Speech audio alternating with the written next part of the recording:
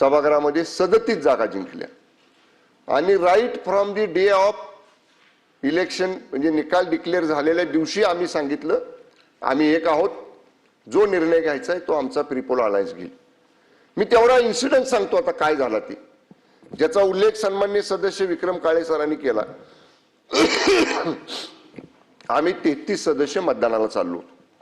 आमची बैठक एकत्र झाली, ठरलं उमेदवार अध्यक्षपदाचा कोण, उपाध्यक्षपदाचा कोण, आणि आम्ही त्या ठिकाणी निघालो.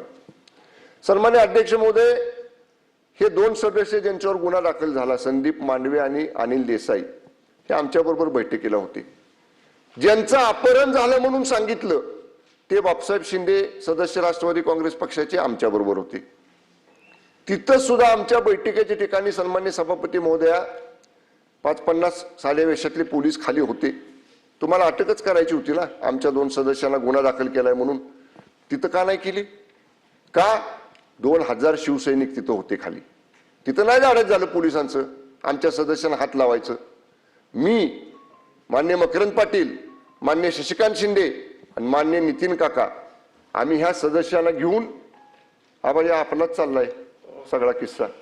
मंत्री महोदय, मला याच्यावर मला एक पाहिजे. हो सभापती महाराज, माझे हात जोडून विनंती आहे, म्हणजे आता या सभागृहात सुद्धा आम्ही सुरक्षित आहोत का नाही असं वाटायची वेळ आली. सभापती महोदय, आम्ही चाललो 4थ्या मजल्यावर. सभापती महोदय, 10 फुटाचं अंतर होतं. ते मेटल डिटेक्टर लावला होता जिथनं सदस्य आत जातात सभागृहात, त्या मतदानाच्या ठिकाणी. ते मांडवे म्हणतायत अरे पालकमंत्री आहेत, मला जाऊ दे मताला.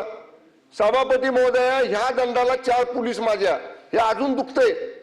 ह्या दंडाला 4 पोलीस, दोघांनी कंबर आवडली माझी.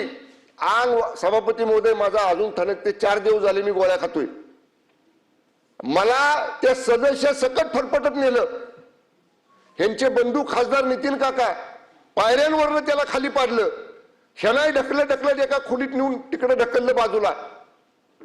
सभापती महोदय, काय 100 पोलीस साध्या वेशातले 4थ्या माळ्यावर, म्हणजे ही मोगलाई आहे का? आम्ही मंत्री आहोत, आमदार आहोत, 4 लाख लोकांच्यातनं निवडून आलेले. एवढा माजुरीपणा केला. त्या गोंधळात सभापती महोदया काय लागलं मला माहित नाही.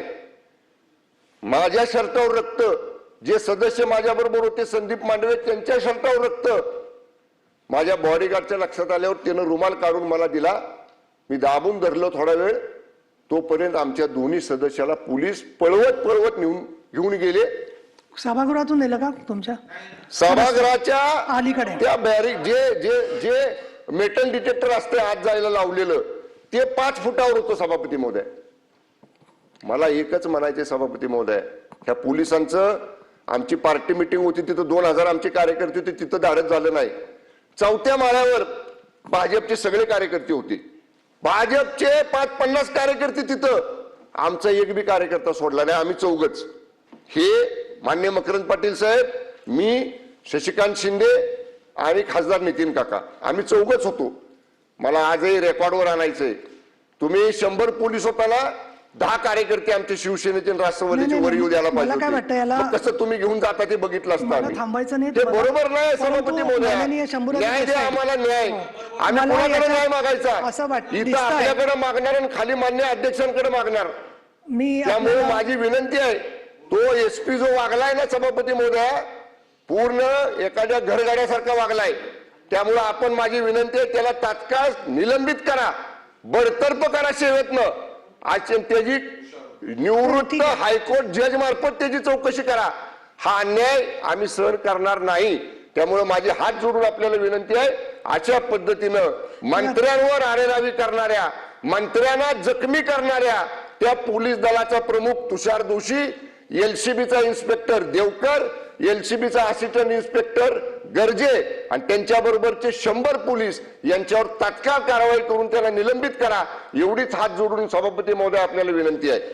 अतिशय गंभीर प्रकार आहे, परंतु नाही 1 मिनिट, मला माझा निर्णय यासाठी सांगायचा आहे आधी की ही जी घटना घडली त्याची माहिती वृत्तपत्रातून आली तेवढ्यावरतीच मी थांबले नाहीये. तर आपलंही म्हणणं मी ऐकून घेतलेलं आहे. हेमंत पाटलांनी सांगितलं, तुम्ही स्वतः प्रत्यक्षदर्शीच नव्हे तर तुम्ही स्वतः साक्षीदार आहात आणि माननीय उदय सामंत मंत्री महोदय दुसरे हजर आहेत, गणेश नाईक इथे उपस्थित आहेत. तर तुम्हाला याच्यावरती काही शासनाच्या वतीने निवेदन करायचंय का असं मी विचारते. पण निवेदन करायचं नसेल तर या ठिकाणी असणारी पदावरची व्यक्ती म्हणजे मी उपसभापती आहे, तर मी आज आत्ताच्या आत्ता साताऱ्याचे पोलीस अधीक्षक आणि संबंधित ज्यांनी मतदारांना देवकर आणि तुम्ही जे म्हणतात हे पहा, या सभागृहामध्ये आमदार सांगतात ते खरं मानलं जातं, तर मंत्री सांगतायत म्हटल्यावर ते खरंच मानलं पाहिजे. हा आत्तापर्यंतचा प्रघात आहे. एक.